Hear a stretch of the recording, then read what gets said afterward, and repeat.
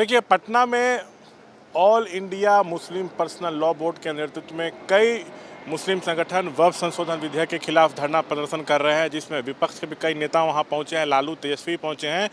जदयू को भी उसमें न्योता दिया गया था आने के लिए। हमारे साथ जदयू के बड़े अल्पसंख्यक चेहरे एवं विधान पार्षद खालिद अनवर साहब हैं। जदयू को भी आमंत्रण था, कोई गया नहीं सर? नहीं, ऐसा नहीं है। जनता दल यूनाइटेड को आमंत्रण था, मुझे इसका कोई जानकारी नहीं है।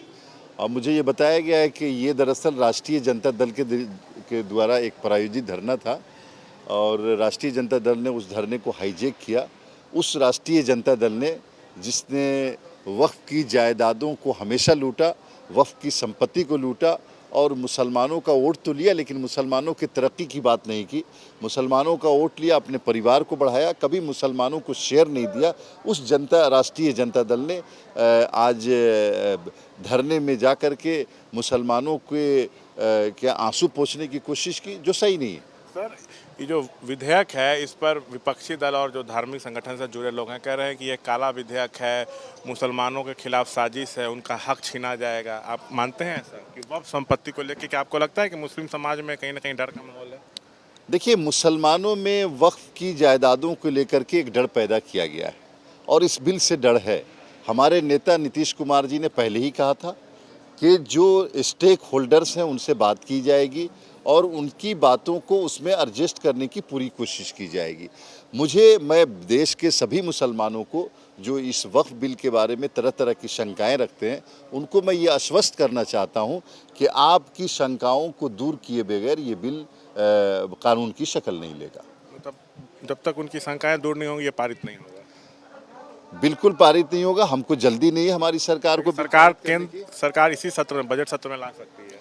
नहीं, ऐसा नहीं है। जब तक हम शंकाएं दूर नहीं होंगी, बजट सत्र में आएंगे। एक जानकारी आ रही है कि ईद के बाद ही इसको संसद में पेश किया जा सकता है। कोई जल्दबाजी नहीं है, कोई जल्दी में नहीं है। सरकार चाहती है और हमारे नेता नीतीश कुमार चाहते हैं कि जो स्टेक होल्डर्स हैं उनकी शंकाएं दूर की जाएं, उसके बाद बिल आए। आखिरी सवाल, योगी ने संभल पर कहा है कि जितने भी होंगे सब खोदेंगे। उसके बाद मथुरा काशी पे भी बोल रहे हैं। देखिए, योगी आदित्यनाथ जी कभी कभी जो है ना अपनी मर्यादा से नीचे उतर जाते हैं और जब इंसान अपनी कॉन्स्टिट्यूशनल मर्यादाओं से नीचे उतर के बात करने लगे तो ऐसे लोगों का क्या जवाब दिया जाए? वो कह रहे हैं कि मथुरा श्री कृष्ण की जन्मभूमि नहीं है क्या? हम कोर्ट का ही आदेश पालन कर रहे हैं, नहीं तो अब तक वहाँ बहुत कुछ हो गया होता। उत्तर प्रदेश में मुस्लिम सबसे ज़्यादा सुरक्षित हैं। अगर हिंदू सुरक्षित हैं तो मुस्लिम भी सुरक्षित हैं। एक सभ्य लीडर और एक सभ्य समाज के इंसान की ये भाषा नहीं हो सकती जो भाषा माननीय योगी आदित्यनाथ जी बोल रहे हैं। और मुझे लगता है कि ऐसी चीज़ों का जवाब न लिया जाए तो बेहतर है, क्योंकि कॉन्स्टिट्यूशनल पोस्ट पे रहने वाले इंसान को अगर ये पता नहीं है कि मुझे क्या बोलना है और क्या नहीं बोलना है, तो ऐसे लोगों के बारे में कुछ बोल करके अपनी ज़बान न ख़राब की जाए। तो ये थे खालिद अनवर। कैमरा पर्सन शैलेश सिंह के साथ मैं शशांक कुमार, एबीपी न्यूज़ पटना।